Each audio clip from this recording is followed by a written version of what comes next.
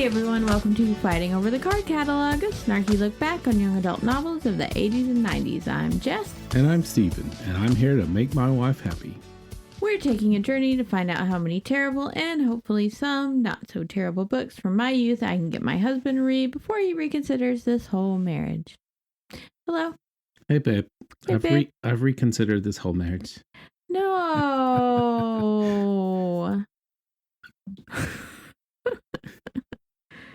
Oh no. Do you mean it? Well, I mean, for now, I've reconsidered and you're still worth it. Okay. So you were just kind of like taking stock of things? I was like, no more, damn it. And then I thought about it and I was like, well, okay. Wow, really? Huh. No, not really. Oh, okay. I mean, last week was kind of... This book took you like no time to read. This book being, see what I did? Girl Talk number 1, Welcome to Junior High by L.E. Blair. Tell us about it. Girl Talk. It's the beginning of an unforgettable year. 7th grade has just started and already Sabrina Wells has got troubles. She's made an enemy of the principal's daughter, Stacy the Great, met the boy of her dreams, and been put in charge of the homecoming dance decorating committee. Will Sabrina manage to keep Stacy off her back, fall in love, and get shy Allison, preppy Katie, and Randy, the hip new girl from New York, to agree on a theme for the dance? Will she? Will she? No, not really. No, she definitely doesn't fall in love. Now, on the scale of 1 being the best book ever to the dementor's kiss of 10 sucking the soul from your love of reading, what do you give it? Well, this one's right in the middle. It's around a 5. Really? Yeah.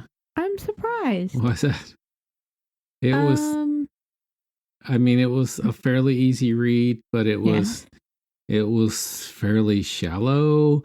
Well, I give it a 7. Yeah. Yeah. And that may be because I know the rest of the series, and it's like a lot better so far as I can remember. Yeah. Like the next book, I really like. At least plot wise. Katie doesn't do pot in the next book. That would have been awesome. You know, it would have been Randy doing pot, though. You know, that's so stereotypical. It is. Mm-hmm. I mean, but that's how these books are done. It's formulaic and stereotypical. It's true. Speaking I mean, Allison is obviously exotic. Yeah. I've got that in here. They use that phrase again, y'all. It's so formulaic that they just introduce the characters in a small paragraph each at the beginning of the book.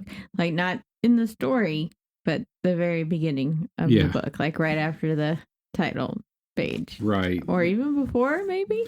Might have been right after. Oh, yeah, it is. You literally open the cover and it says, meet the Girl Talk character. Sabrina Wells is petite, with curly auburn hair, sparkling hazel eyes, and a bubbly personality. Sabrina loves magazines, shopping, sleepovers, and most of all, she loves talking to her best friends. Which, it says it's her best friends, but there is no build-up to any past relationship. It is literally her. This is their build-up to their best friending. This is literally her walking into a classroom and saying, I don't know anyone in this class from junior high. And then you're going to get into the story, but then she goes into another class and there's another girl in there. No. It was her locker partner. She meets her. No, it was another class. She goes into another class and meets Allison. Right. And so without any background or anything, it's each other. It's like, hey, I know you from junior high. You are now my best friend. Yeah. And then she goes to her locker and her locker mate. Yeah. Let's get into that. Yeah, we'll get into that. Anyway, talk for a few minutes like they know each other, and then now they're best friends too. Yeah, so they're all acquaintances. Yeah. The three of them. Yeah. It's very weird. It doesn't seem like she has any friends whatsoever from elementary school. Right. She just kind of knows them and hates Stacy. Yeah. But then it says she has so many friends. Uh-huh. It's like I guess she's nice with everybody and everybody knows her. Yeah, that's what it sounds like. Yeah, Yeah. Anyway. There were no previous best friends to get in the way of her becoming best friends with these other girls. True. Which is kind of sad. Which is kind of convenient. Okay, yes. So shockingly enough, we begin the book on the first day of junior high. Did you want me to read the rest of these? Oh, do you want to? Yeah. Okay, Katie Campbell is a straight-A student and super athlete with her blonde hair, blue eyes, and matching clothes. She's everyone's idea of Little Miss Perfect, but Katie has a few surprises for everyone, including herself. Randy Zach has just moved to Acorn Falls from New York City, and is she ever cool? With her radical spiked haircut and her hip New York clothes, Randy teaches everyone just how much fun it is to be different. Allison Cloud is a Native American Indian. Allison's super smart and really beautiful, but she has one major problem. She's a 13-year-old, 5'7", and still growing. Thank you. Yeah. Yeah. So they boil down to just those paragraphs, just like basically all the other stereotypical types in these books. So junior high means starting in 7th grade, of course. It didn't at my school. Junior high was 6th grade at my school.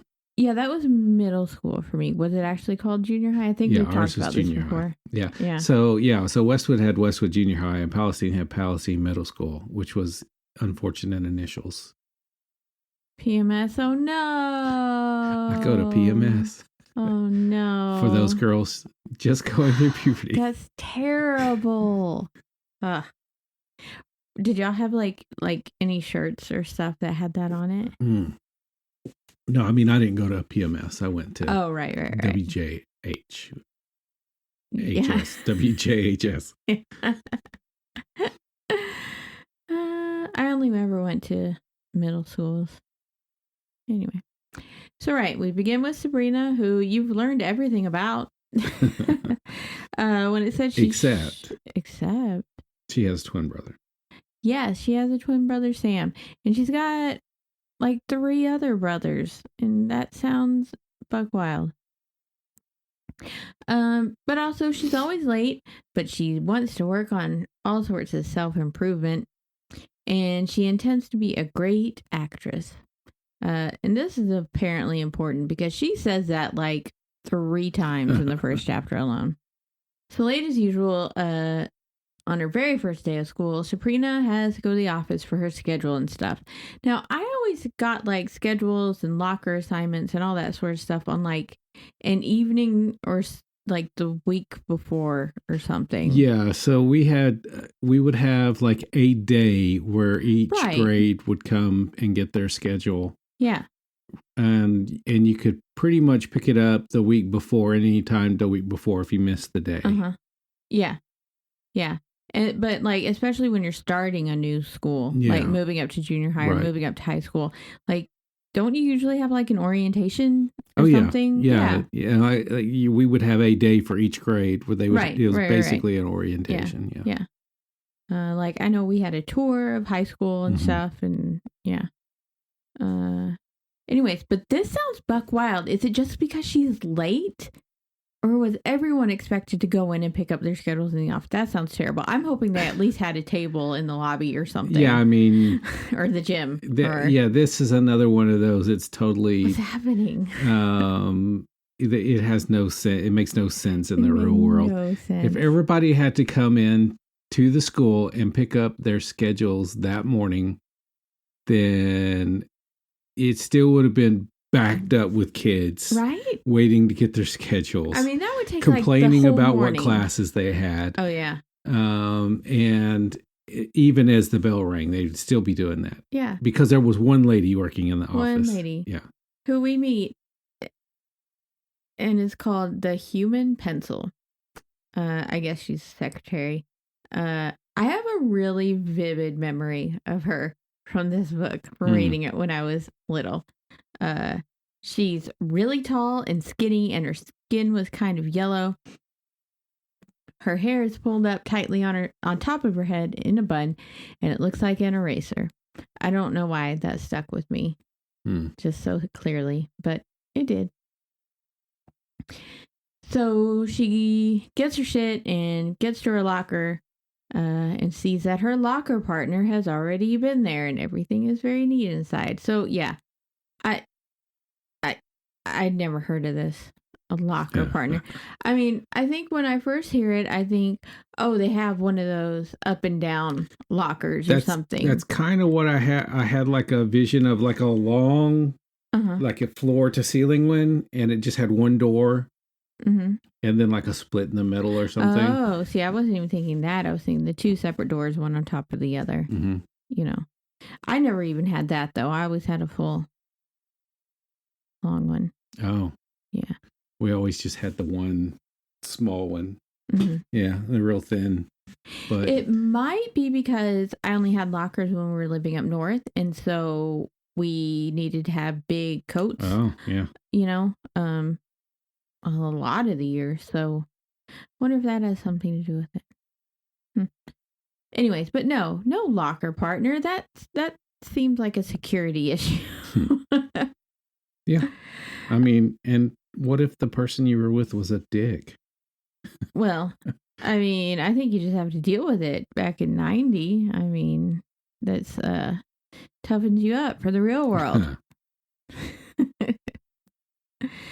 So Sabrina heads off to her first class, which is math, but she's in the wrong room. It's actually 8th grade class, and her slightly older brother's in it. He's like, you dumb shit. And then she goes to leave, and she trips and falls into the lap of this smoking hot guy who looks like Tom Cruise. Remember when Tom Cruise was like a hottie and not some brainwashed creeper? Yep. So then she goes up to the next floor to find her class, which is the 4th floor. What is this school? 4 stories for a junior high? Right. What? Yeah. Especially in like what sounds like a suburb of Minneapolis. Now, I went to a lot of school in suburbs in Minneapolis, and that is no. Okay, no. So here again, my mom went to a school that was 4 stories. This was in the 60s. Oh. 50s. This was in the late 50s. So I kind of wonder if this is her again, being older. This? That was in Palestine. It's where the museum. It's where the museum is now. Oh, right. Yeah. So it's not that big, but it is tall. Right. Okay. So it's 3 main stories in the basement. Okay, because it is a very old building. Okay, yeah. I could maybe see that because there's probably maybe not even 10 classrooms on a floor, maybe. Yeah, maybe 10 per floor. Yeah. Maybe, but probably not. Yeah. I don't know. I've only looked in the window, so I don't know. You need to go to the museum. Yeah, we need to. East Texas. Well, is there actually stuff? I don't think I could get in. There's lots of stairs. Yeah, I don't know if you could get in. Yeah. Yeah, because it's just the long stairs. There's no main floor entrance. You have to walk upstairs to get to the main floor. Yeah. Which is very pretty, but yeah. And I mean, because that's when they send disabled kids, back then to like residential homes and shit. So, or tutor privately in the home. Right. If you're rich, I guess. But anyway, okay, that makes sense. But I certainly did never see any maybe downtown Minneapolis, but I can't even see that. But yeah, definitely not in the suburbs. I mean, my school was older. And you remember when we rode the subway? Not subway, the what do they call it? The DART rail. Yeah. That Dallas. One station's across from that really big old. Yeah. Really old. Yeah. So I imagine something like that. Yeah, that makes more sense. But again, I never saw anything like that in a Minneapolis suburb. Anyway, wow. We already have a lot of problems with this book. So she finds her correct class and ends up sitting next to the gorgeous but shy Allison Cloud. She's a Native American. That's what American Indians are called. Thank you for enlightening us, Sabs. And of course, yeah, she's exotic, which we've already been into on our first Claudia book, I think. Oh, the Babysitter's Club. So, yeah, then she finally gets to meet her locker partner, the preppy sounding Katie Campbell. Like we said before, they know each other, but they're not good friends. But we get a fashion alert. Katie was wearing a pale pink pleated skirt with a pink polo shirt. She had a navy and white headband in her hair, white tennis shoes, and navy and white socks. That's super preppy sounding, my goodness. So they're at their locker looking at a magazine. Sabrina's totally into horoscopes when Alec, that Tom Cruise lookalike, comes down the hall. And Sabrina thinks that he's headed for her, but nope, he's going for Stacy the Great, the horrible, popular principal's daughter. She's just pretty much stereotypical mean girl. Mm-hmm. Then she and Katie head for band, where Sabrina plays clarinet and Katie is flag girl. And apparently flag girl is like this super cool, normally reserved for cheerleaders sort of social hierarchy.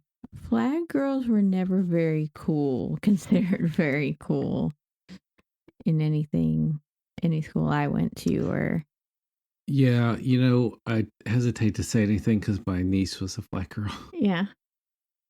But yeah, when I went to school, I'll say in my stuff, that we had a drill team and we had a cheerleader, and the people who were not on those tried out for flag girl. That's exactly how it was. They didn't have all that when I was in middle school, actually. But in high school, we didn't. In my Minneapolis suburb, it was kind of I don't know, strange in this book how they put a lot of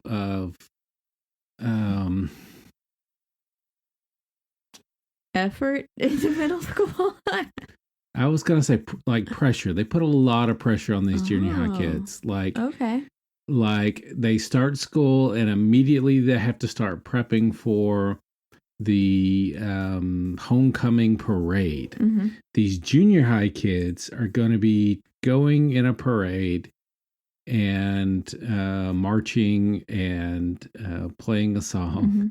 Okay, see, that doesn't seem foreign to me. As a junior high kid? Yes. Okay. Because Rusk does that. I mean, knowing Emily and her being in band all through middle school, and by the way, they call it junior high in Rusk still, but it's 6th through 8th. Anyway, the middle schools, like I think even Alto marches in the parades, homecoming and Christmas.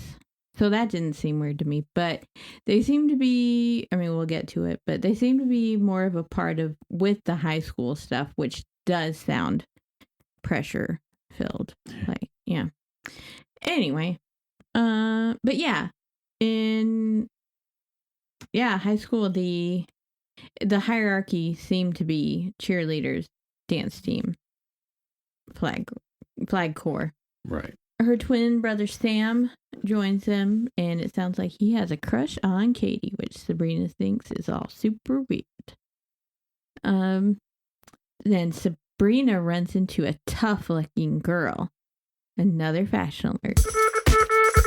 She was wearing a black leather bomber jacket, a t-shirt with palm trees all over it, these ripped jeans, and her sneakers were unlaced. Unlaced, y'all. Ooh, what a rebel. Sabrina wonders if she's from New York City. New York City. Boy. We get a Sabrina fashion alert. She is wearing a yellow outfit, with purple flowers and green leaves all over it. And it's in 2 pieces, so I can wear it top and bottom separately. So the human pencil stuck in my mind, clearly. This outfit was like, it's just like an immediate memory, like reaction to it. It sounded hella cute. And also that's what she's wearing on the cover. Actually, is that what Katie's wearing on the cover too? Is that what Randy's wearing? Man, they were really on top of things. Yeah, wow. They did a great job. Also, I love those shoes. Anyway. So it turns out that she's in this... They're not unlaced on that one. Oh, Randy's aren't, are they? It's the best part. So she's in the same homeroom and English class as Katie, Allison, and the new girl. Her name is Rowena Zach, but prefers to be called Randy. Thank you. And she is from New York, and she's a real character. She starts listening to her Walkman in class, and I'm not gonna lie, I would have been as shocked as Sabrina was. I mean, that's like a huge breaking of the rules. Like, yep. What? Oh my God, the balls to do that.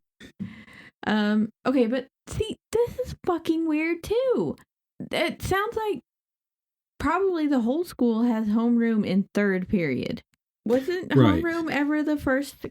Always like the first class? Because I assume it's the whole school because that's when they get their announcements and stuff. That's so weird. Anyway.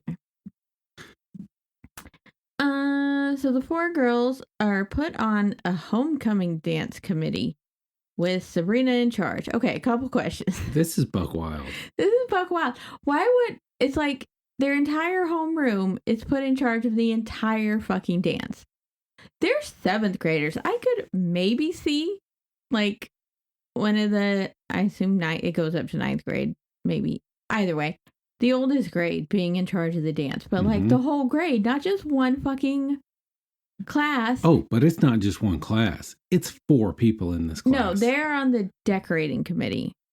I mean, maybe there's other stuff. I don't know, like setting up the band or whatever is what I think. But I don't, maybe there's probably... you literally only hear these 4 kids whose entire job is to figure out what the theme is, to get all the decorations together, to decorate the whole, wherever it is, gymnasium, cafeteria. It doesn't really say. There's a basketball hoop. Okay, so gym. Yeah. And I assume up there's to these 4 girls. I assume there's like an entertainment committee in charge of finding the band. There's probably a refreshment committee. I don't know what else there might be, but that would be like 12 kids. I don't know how big their homeroom is, but anyways. But yeah, okay. And so their teacher says, okay, Sabrina, Katie, Allison, Randy, you guys are the decorating committee, and Sabrina, you're in charge. What is that even? You don't know these kids. You don't know who'd be in charge. Why are you just picking them? At least let them pick or whatever, because they might have a better idea. This book. Oh, and then at lunch, Sabrina's out here perpetuating the diet culture myth, eating only fruit that day as part of the Zuma Beach diet. Right. Yikes. That is so dangerous to put in a book for 10-year-olds. Yeah. Oh my God. So at lunch, Sabrina, Katie, and Allison are sitting together at a table because I guess they're best friends already now. When Stacy the Great tells them to move. And Sabrina puts up a small fight, but then they do start to move. And that's when Randy comes up and bumps into Stacy, dumping her tray all over her clothes, which are a suit and heels, by the way. What? Stacy storms off and Randy sits down with the other girls. She doesn't say much, but she's there. And one of Stacy's friends is named BZ. Just the letters. B.Z. I think she turns out to be pretty cool later in the series. She doesn't say anything in this book, but I mean, my dad's name is literally 2 initials. True. But they're like normal initials. I guess. What does Z stand for? Sabrina.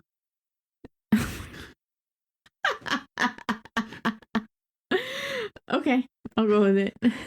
Xena. No, Xena was with an X. Oh, that's right. Yeah. Zaphron Beetle. Nice. Good one. Zelda. Oh, yeah. Okay. I feel like we'd probably find that out later in the series too. I'm not sure, but that's what I'm going with. So I don't know. I know we're supposed to like Sabrina as a narrator, but damn, she is hella rude talking about other people. Talking about another one is Stacy's friends, Eva. Sam and his friend Nick named her Jaws because she's got a mouthful of braces. Personally, I think she looks like a rat. She's got brown hair and the beadiest brown eyes. And then her science partner, Winslow, is so strange. I know he's a genius and has a photographic memory and all, but he's not totally normal. He always wears these high water pants and he has thickest glasses. He looks like a bug. And Miss Miller, the science teacher, she was this huge woman in a plaid dress. She looked like she was wearing a tablecloth.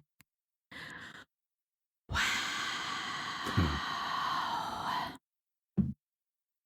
So Stacy comes across Sabrina's self-improvement notebook and starts reading it out loud to everyone in the hallway, including Alec. But Randy comes to the rescue again and just fucking takes it and gives it back to Sabrina. Allison's my jam. I fucking love memorizing rules like she does. She's all, that's rule number 14 in the Bradley Student Handbook. Do not tamper with other people's property at the risk of expulsion. I love doing that shit.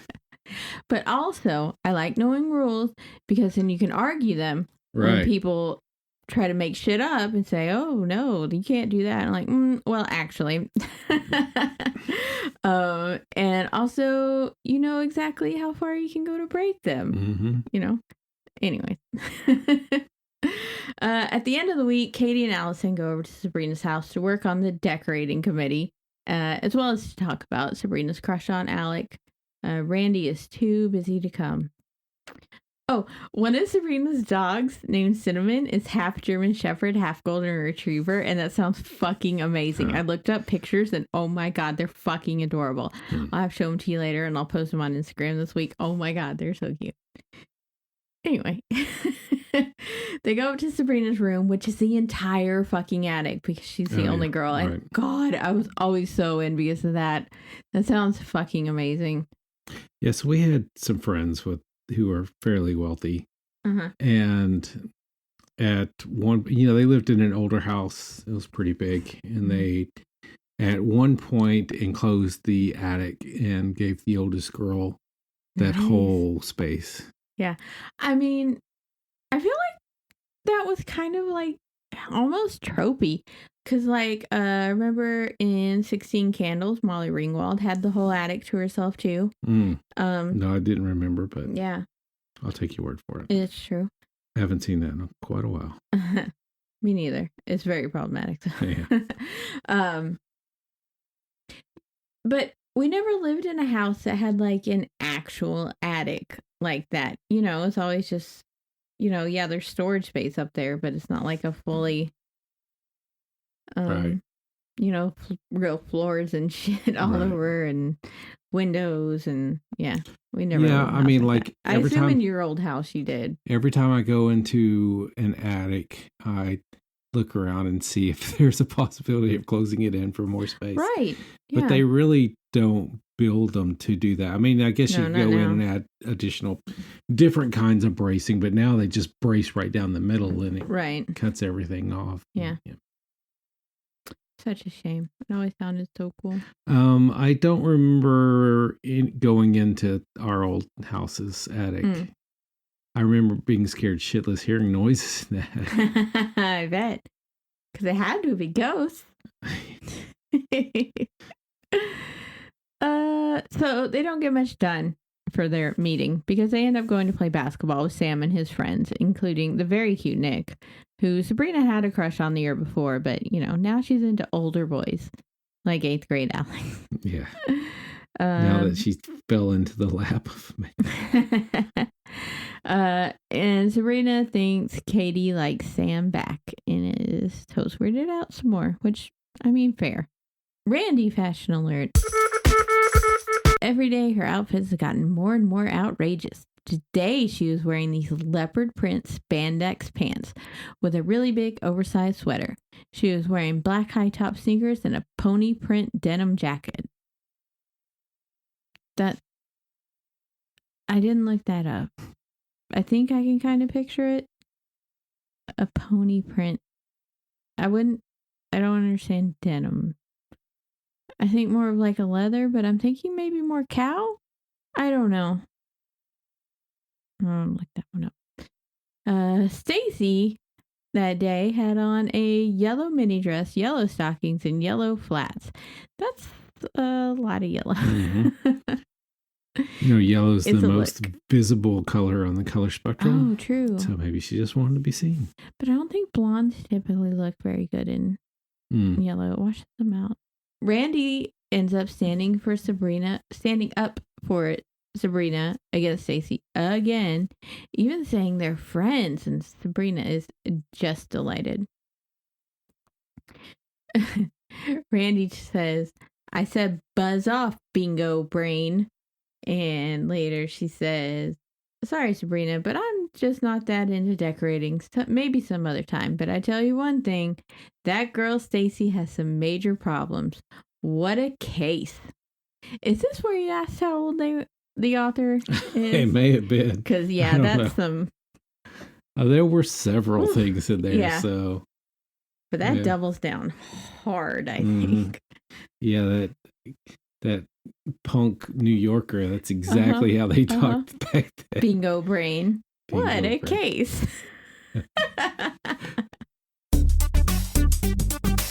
Hey, kids! Do you love fighting over the card catalog? Totally! Now you can find your favorite podcast all over the World Wide Web. Look for us on Facebook, Instagram, Tumblr, YouTube, and Pinterest at Fighting Over the Card Catalog, or on Twitter at Card Catalog Pod. And as a special bonus, head over to our very own website, fightingoverthecardcatalog.com. And now you can get the inside scoop on co-host Jess on Instagram and Twitter at Jess Digress. Whoa! Next, you can become a junior cataloger just by sharing us with your friends and rating and subscribing on Apple Podcasts. Whoa! Available wherever podcasts are sold. Podcasts not actually sold, but available in all podcatchers for free. Junior catalogers under the age of 18, ask your parent or guardian's permission before downloading. Sabrina fashion alerts. There are so many, y'all. She was wearing black pants, a white shirt, and a really cute orange and purple vest. I am mainly very into all these aesthetics, I'll be honest. So Katie and Sabrina meet again for the committee, but Sam is there at their hangout, and he offers his idea for a Welcome to the Jungle theme. Katie likes it, and Sabrina hates it.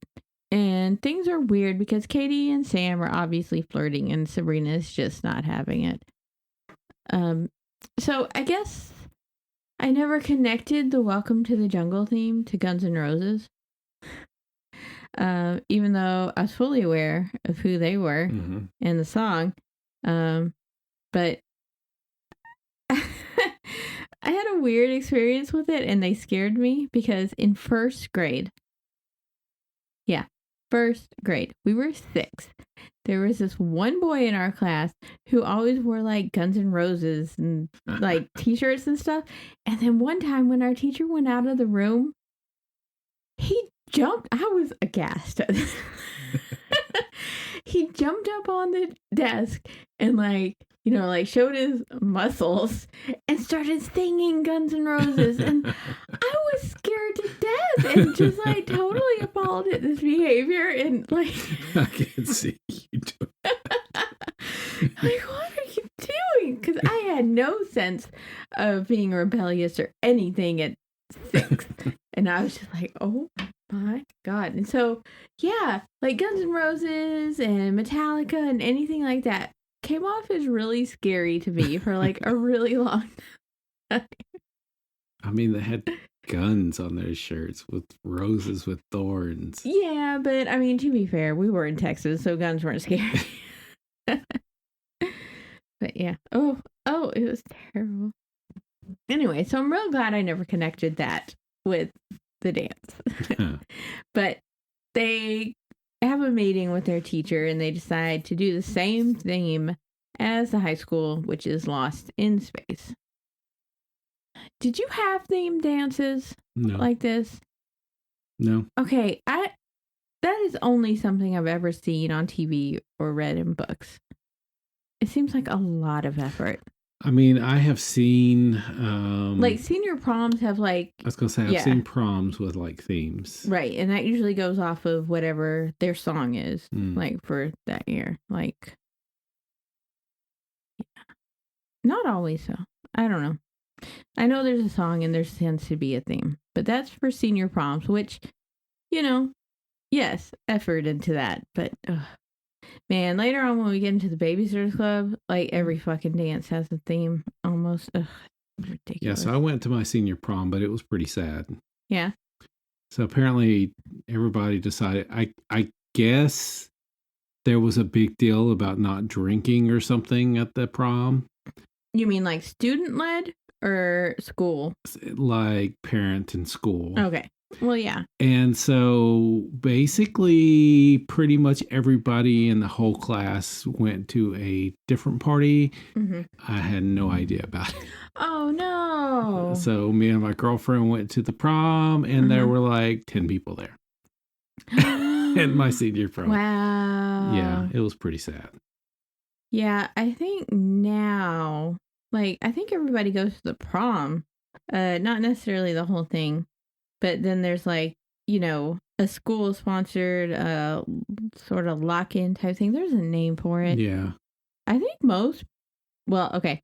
This again, it's just coming off from what I know of my goddaughters. But at least that's in the last few years. I've heard of it from other people as well. People will go to that. Yeah, they did it in Elkhart as well. But I assume there's other parties too. I feel that Yeah, probably.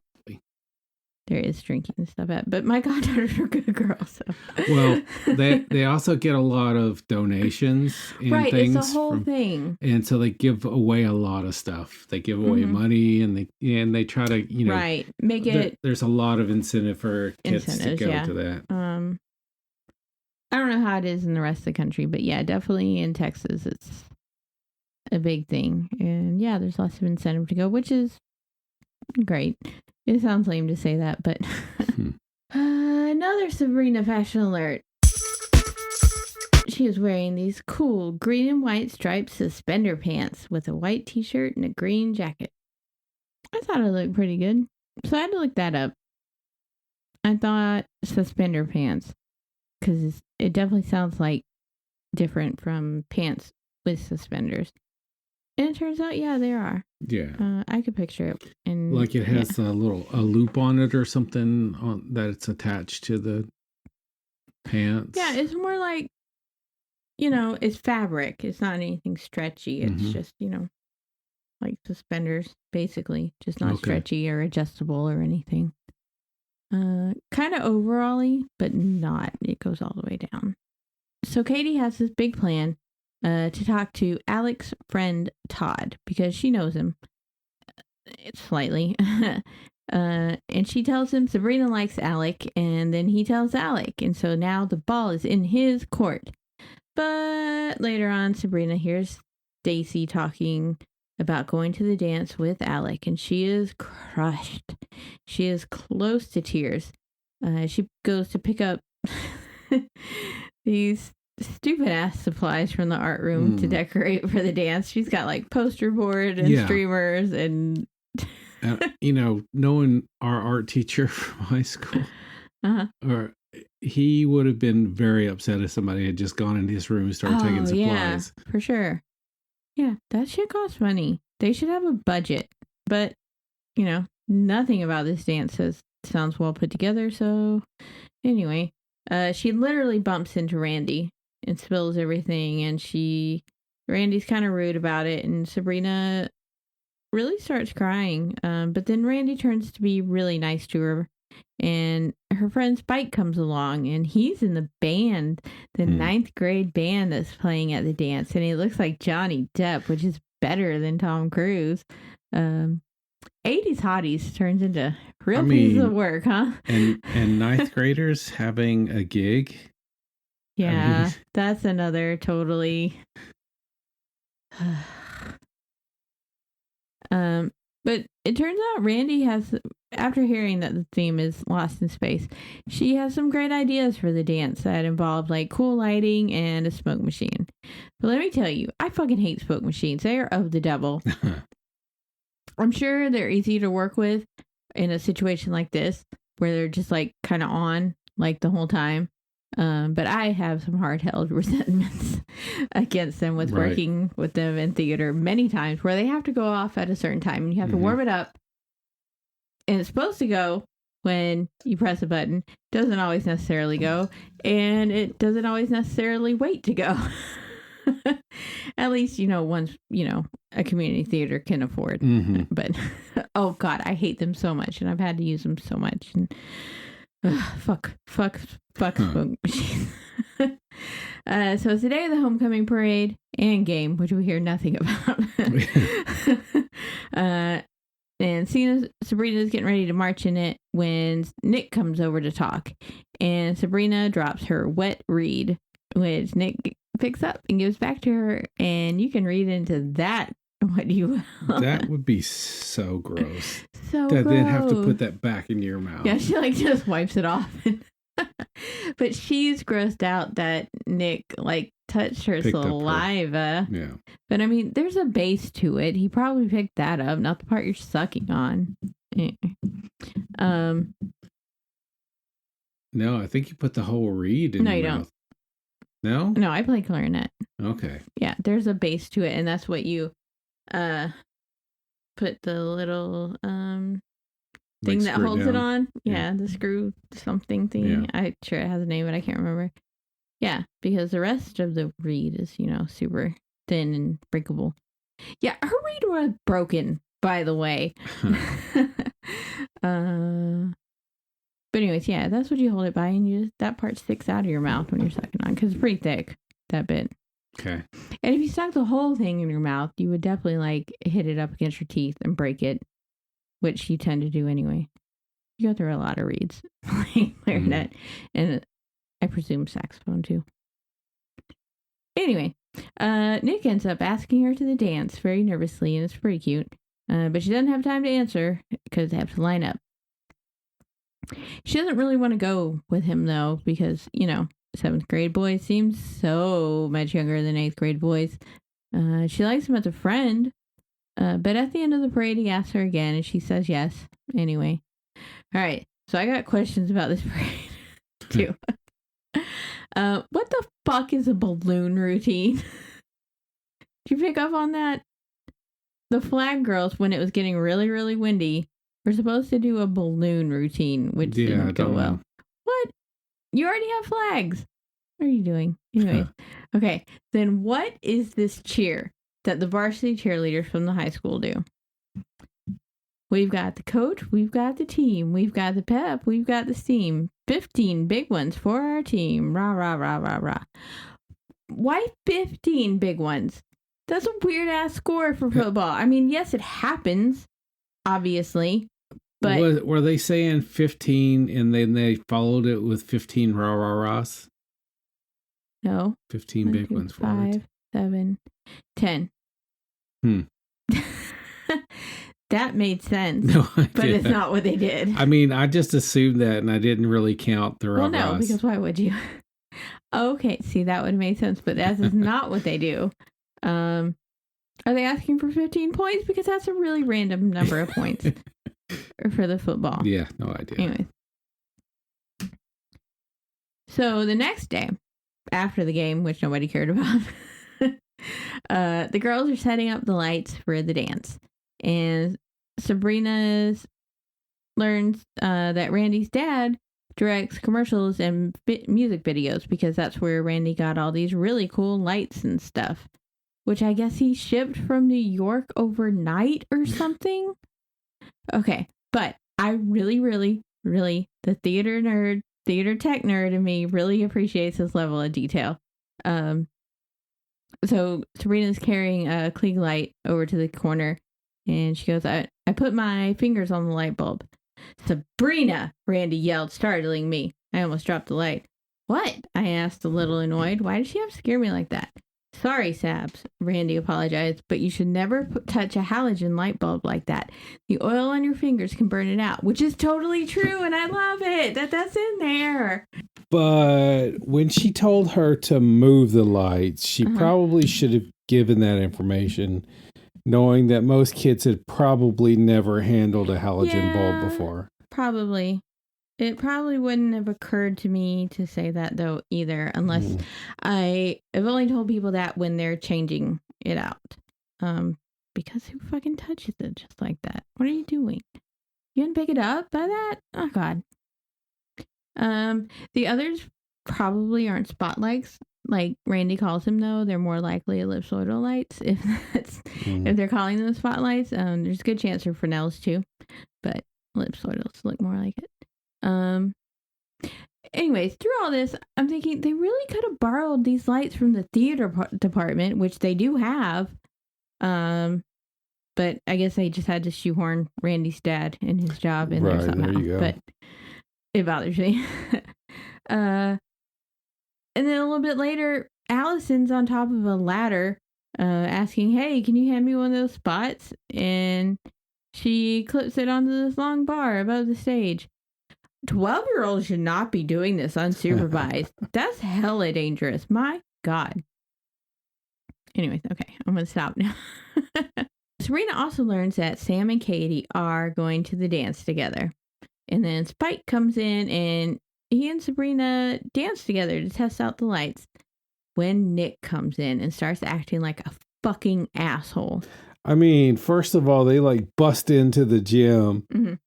Like they're already angry without even knowing anything's going on.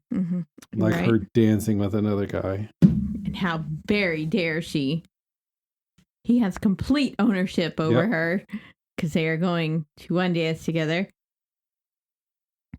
And Sabrina doesn't understand why, which leads us to I don't know if it's patented, but it is the whole, it's the stick with these books is to have the phone call chapter, which reads like dialogue from a script. Right. So Nick calls Sabrina and dumps her. And Sabrina calls Katie, so upset. But Katie figures out that Nick is jealous because Katie's the only one with half a brain, I guess. And she says, Sabrina, you have to go. You can't let a stupid guy stop you from having fun. And I'm like, yes.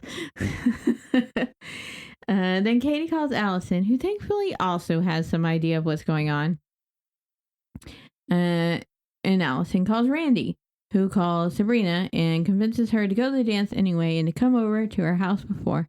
There are fashion alerts all over for the dance, of course. Katie is wearing a great outfit. Of course, this blue and white striped mini dress with little blue flats and a blue and white headband. This girl sounds like she has like a million headbands. And Stacy's wearing... Like my granddaughter. Those are not headbands. Those are fucking huge bow. I mean, they're like a turban with a big, huge bow. It kind of is, yeah. Y'all probably know what we're talking about if you've ever seen a newborn like photo shoot or whatever in the last 5 years. If not, just get on Pinterest or something. Anyway, Stacy's wearing a pink dress with 3 ruffles on the skirt and pink heels. I wonder if Stacy had heels in every color. Ugh. Why would you choose to? Well, no, I get it. I guess it was a big deal to wear heels when you're young. Because a lot of, parents say, no, you can't wear heels until you're whatever. You shouldn't. No, you shouldn't, but it doesn't matter. You still want to, probably because it was forbidden. So Randy had dressed Sabrina up in one of her New York outfits. I had on these leopard leggings of Randy's with a black crop t-shirt and a black miniskirt, white sneakers, and some really strange, really large leopard hoop earrings. Which, that sounds really cute. But Sabrina gets all bummed out watching the couples at the dance and starts to leave. But then a spotlight is put on her and Spike dedicates a song to her. And Nick asks her to dance. They make up and decide they're friends. And then Sabrina goes over to her friends and learns it was Randy's idea for the song and Allison was watching her try to sneak out. But they couldn't let her miss her big moment. And they end with Randy putting her arm around Sabrina and saying, "Welcome to junior high, kiddo." This girl is not super cool. I'm sorry. She dresses great, but she's not super. Yeah. Yeah. So my favorite part was when she put her arm around her and she said, "Welcome to junior high, kiddo." That is your roundabout ass way of saying you were happy because the book was over. You're not tricking me. So my least favorite thing. So it sucks because it's a hook for the book, but the phone chapters I hate so much. I think they're like really unnecessary and annoying, and I'm pretty sure I thought so when I was 9 too. Yeah. Yeah. And plus we had three-way calling. God damn it. Then. And you could do more than 3 as long as somebody else did three-way calling. So they could all 4 talk to each other. But yeah. Because I mean, it's a lot of, okay, we have this one conversation and then this character calls another character and reiterates quickly what was said on the phone conversation before. And then probably that second character calls the third character. And I hate it. Well, obviously some people liked it. I guess.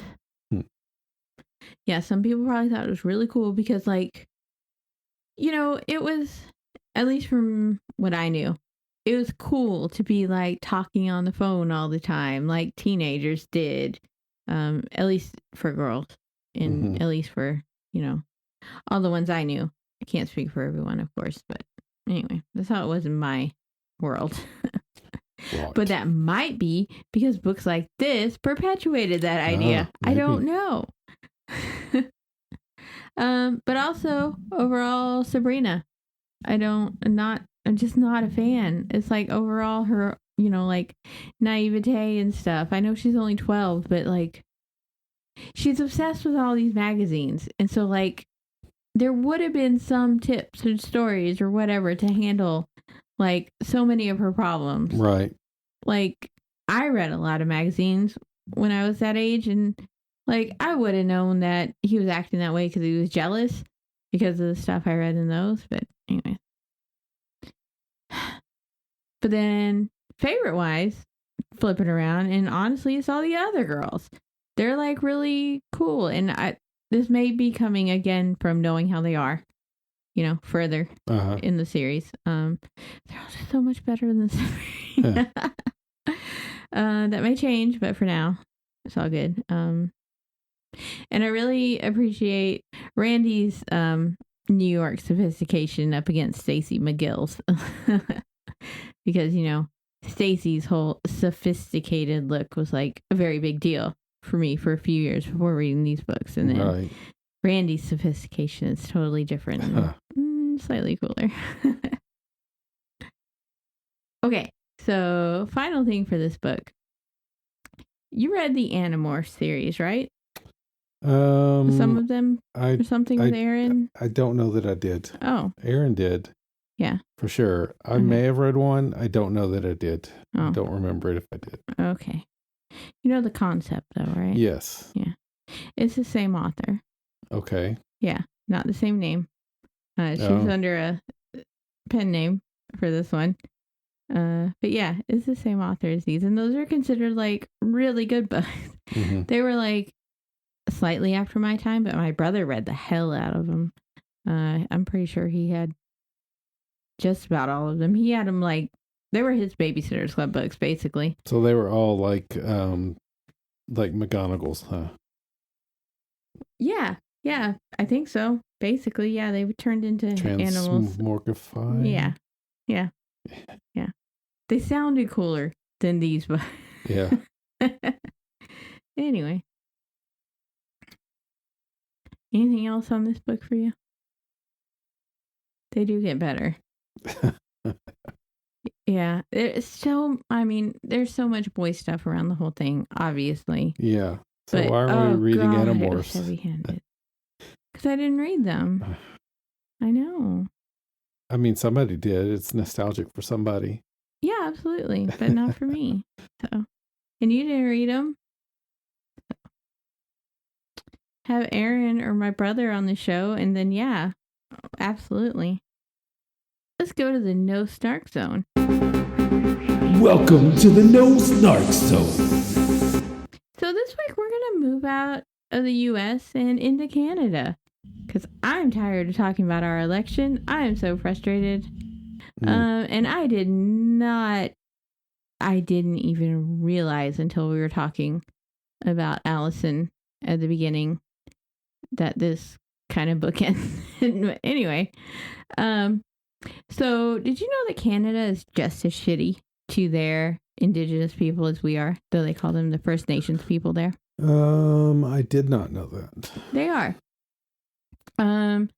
They're still shitty to them, like we are, and they've been horrible, just as bad as we are, about like sending kids to residential schools and all that shit, which they covered in this season of Van with an E, by the way. It was really good. Anyway, so there's this major upheaval right now in British Columbia that is expanding into the rest of the country. There's the Wet'suwet'en Nation, and they, along with many Canadians and some Americans in solidarity with them, are protesting the Coastal GasLink pipeline. It's a lot like Keystone. Yes. Here. It would run right through their land. And so for some background, CGL did get permission from the elected councils of the nation, but the hereditary chiefs are opposed to the move and say they have a responsibility to protect their land. So the difference between them are the elected chiefs were created out of the Indian Act of 1876 by colonialists who came to North America and seized indigenous land and, tried to put their own system into place. Yeah, the same thing basically happened to the Native Americans here, where there was after having all of these treaties with these different nations, they basically wiped it all out and said, we're making this other treaty and you have to come in and prove that you're a part of Indian, get on the rolls, and then you become part of the Indian nation, and then you can start getting benefits from it.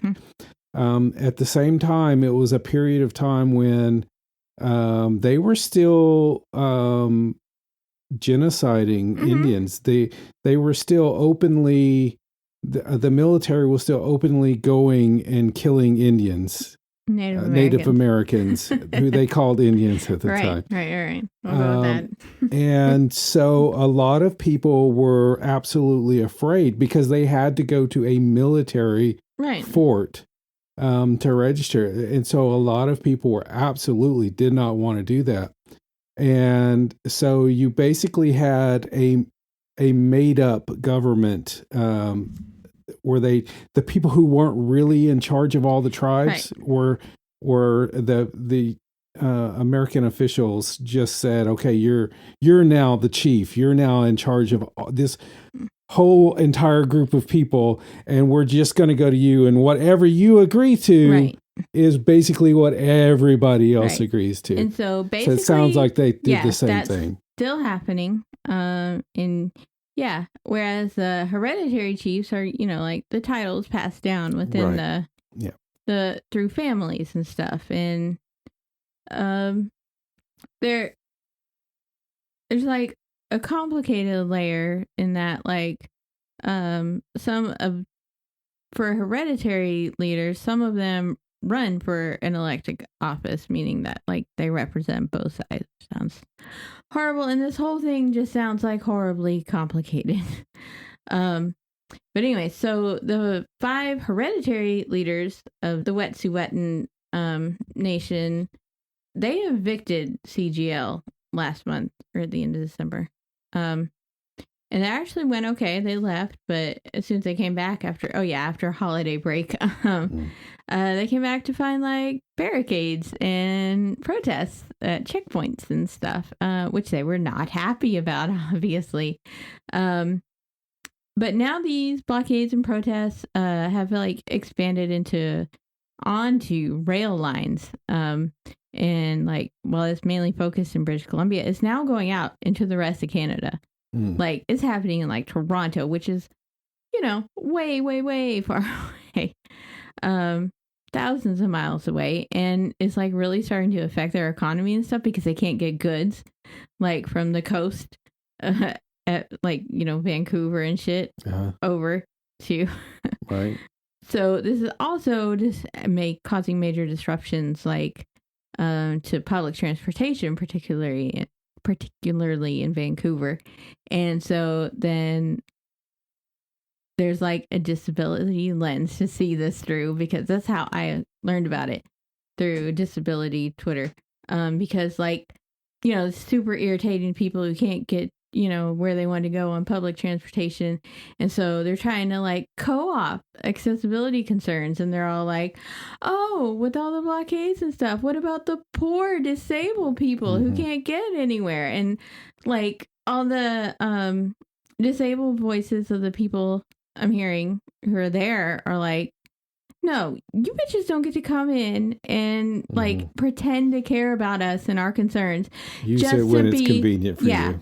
Just to be racist, essentially, and try and fight against us, but using us. But otherwise, you don't give a shit about snow removal, which I've learned so much about. Like, oh my God, can you imagine trying to get around a city when the sidewalks aren't like cleared and shit of snow? You can't get out of your door, much less down the sidewalk. Yeah, that sounds scary as hell. And another reason I'm not mad, we found out we can't move to Canada because I have a disability and they will not let me in, even if you can find a job there. So yeah, that's not an option for us anymore. But I'm kind of okay with it because apparently they don't even have anything like the ADA there.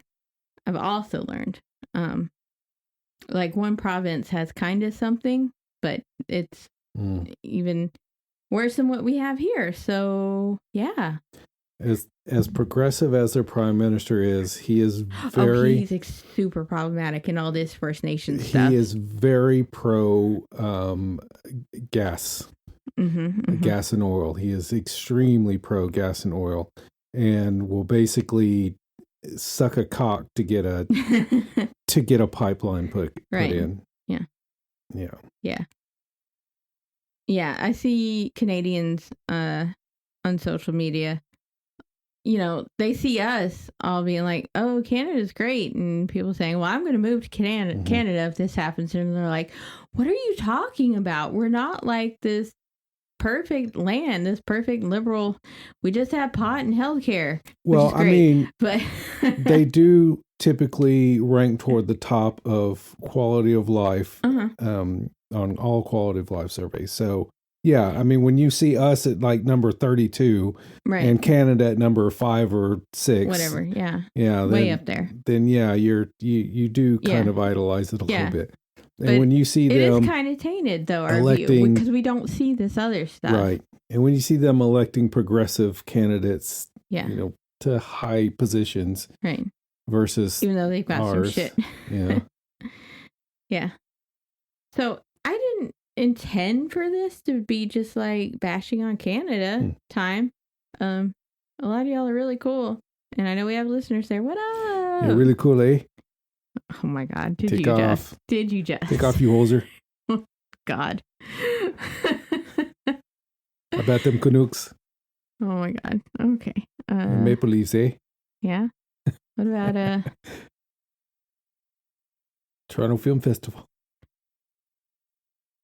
I'm just thinking of things. Whitecaps? Vancouver Whitecaps? Is that who they are? Yeah, I think The Vancouver MLS team. And Toronto FC. Are they Toronto FC? Or are they Red something? Toronto FC. Yeah. Okay. Yeah. Isn't that sad? That's what we should know most about because we do, well, we play Vancouver. We play Vancouver quite a bit. Yeah. Anyway. So, right. We love you Canadians, just not the assholes doing the pipeline shit. Anyways, I just kind of want to shine a light on that because, yeah, there not a lot of, at least I know Americans, and then probably not anyone else really understands it. And like, oh, the police there are like not really like letting media in and shit, and it's problematic. Yeah.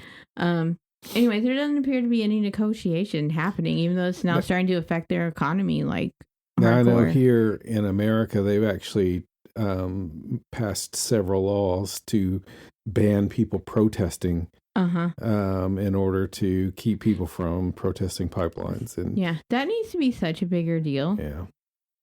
Because that's a goddamn First Amendment, right? I don't know what y'all have in Canada. Let me know. And also, if you're in the mood to donate, go to bit.ly/FOTCC Help Wet Nation to help them out. So, current reads. I'm currently reading The Girl in the Blue Coat by Monica Hesse? I don't know. You read that one last year and enjoyed it, and we're probably going to get to see the author next weekend. So, yeah, it sounded good. My kind of jam. So, I'm reading that right now. Yep. I finished the Once and Future, and that's pretty much it. I don't even have another book downloaded. Can't find. I've been looking. I can't find anything that's available that looks good. So, oh no, it's a dry spell. I don't know what to do. Well, I don't got an audiobook for you, but I do have Babysitter's Club number 14. Hello, Mallory. Oh, joy. That we get to read next week. So I love Mallory, so I'm pretty excited. So thank you so much for listening. We're rereading the books of your childhood. So you don't have to. Bye, everybody. Goodbye.